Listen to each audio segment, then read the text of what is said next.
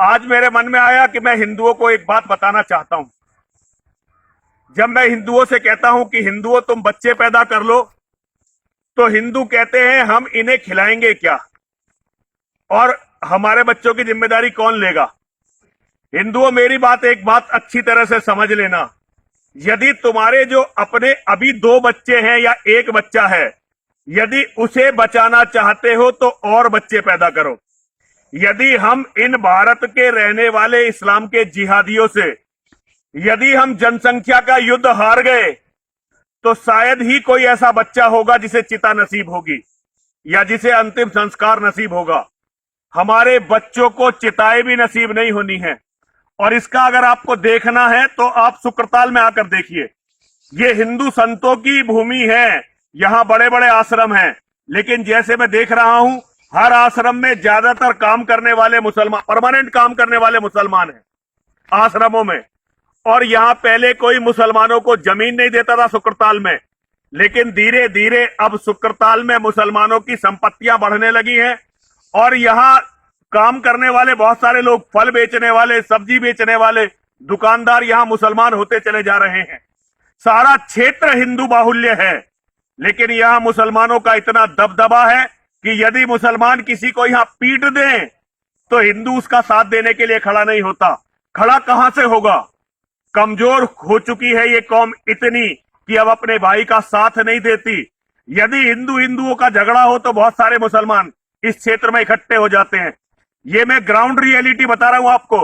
मैं तो घूमता रहता हूं, जंगल सारे गांव गांव जाता हूं, शहर शहर जाता हूं, सब जगह हिंदुओं से मिलने जाता हूं। यहां भी अब मैं कई दिन और रहने वाला हूं। पूरा क्षेत्र बाहुबली जाटों का और गुजरों का है, जिनके पास बहुत सारे असले हैं, बहुत सारे हथियार हैं, लेकिन घर में बच्चे ही नहीं हैं। हर व्यक्ति मकान पर मकान बनाए जा रहा है, प्लॉट पर प्लॉट खरीदे जा रहा है, जमीन पर जमीन खरीदे जा रहा है, और ये जानता नहीं है कि उनके उन मकानों का होगा क्या। आज कहते कहते बड़ी थकान सी भी होने लगी है।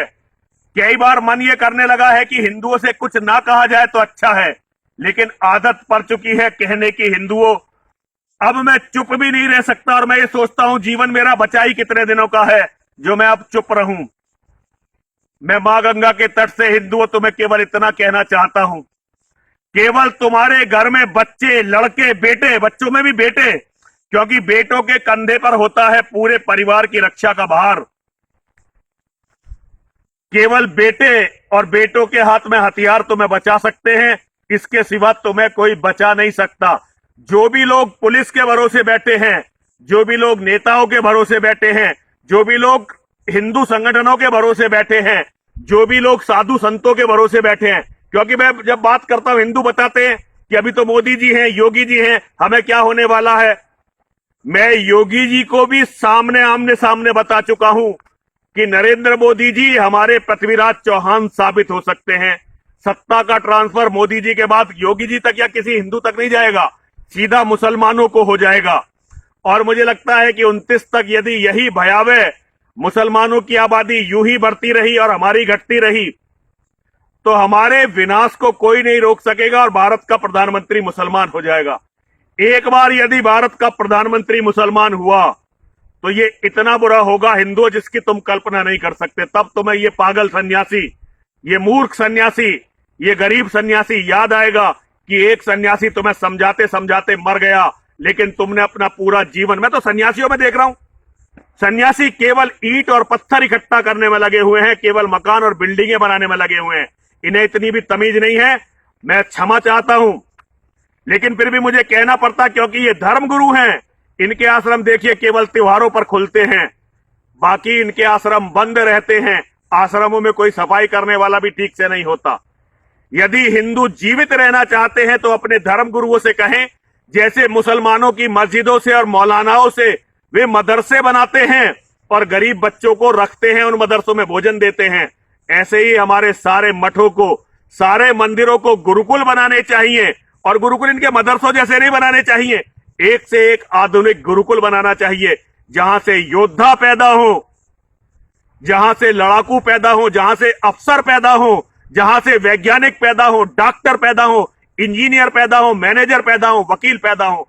ऐसे गुरुकुल बनाने चाहिए ताकि गरीब लोगों से कहा जा, गरीब कोई दूसरे नहीं है, वो हमारे असली भाई हैं, उनसे कहा जा सके कि बच्चे तुम पैदा करो, पैदा करके हमें दे दो, हम पाल कर तुम्हें दे देंगे। बड़ा हुआ तो क्या हुआ, जैसे पेड़ खजूर, पंछी को छाया नहीं, फल लागत अति दूर। हमारे जो धर्मगुरु हैं वो खजूर के पेड़ की तरह हो गए हैं, ना तो किसी को छाया दे पा रहे हैं, ना ही उनका फल किसी को मिल रहा है। हिंदुओं,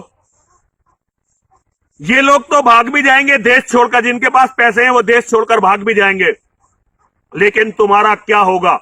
और जो लोग दानवीर हैं, दानदाता हैं, मैं उनसे कहना चाहता हूं अपना दान ऐसी जगह दो जहां धर्म की रक्षा हो सके, और ऐसा दान दो कि हिंदू ज्यादा से ज्यादा बच्चे पैदा करने के लिए प्रेरित हो।